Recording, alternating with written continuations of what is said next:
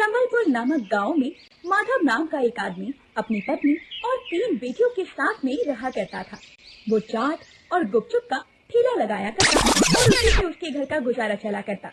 उसकी तीनों बेटियों के नाम थे सीमा, निधि और सविता।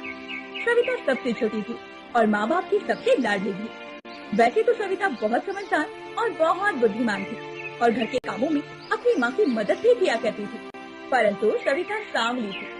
सविता की दोनों बड़ी बहनें उसे हमेशा ही सांवली होने का ताना दिया करती थी। ऐसे ही एक दिन सविता की माँ ने अपनी बेटियों के पास आकर कहा, अरे सीमा और निधि, सविता को देखो तो जरा, वो मेरे साथ हमेशा ही घर के कामों में मदद करती है और तुम दोनों हो कि सारा दिन बैठी रहती हो, जरा कुछ काम भी कर लिया करो।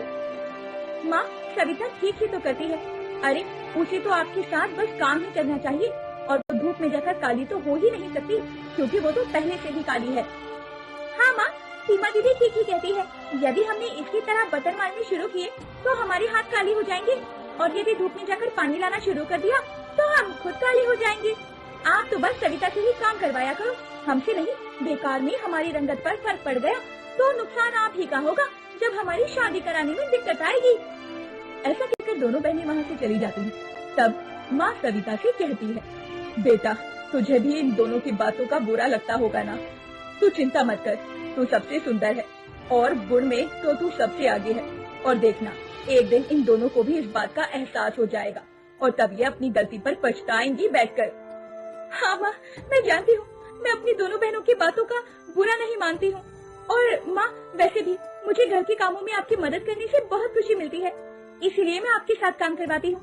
और ठीक ही तो कहती है वो दोनों, वो गोरी है, अगर धूप में जाएंगी तो काली हो जाएंगी। वैसे भी तू ही कह रही थी ना कि तुझे इन दोनों की शादी करनी है, तो माँ तुम भी इन दोनों की बातों को दिल से मत लगाया करो। और चलो अब हम काम खत्म कर लेते हैं, वरना जैसे जैसे दोपहरी बढ़ेगी काम करना मुश्किल हो जाएगा।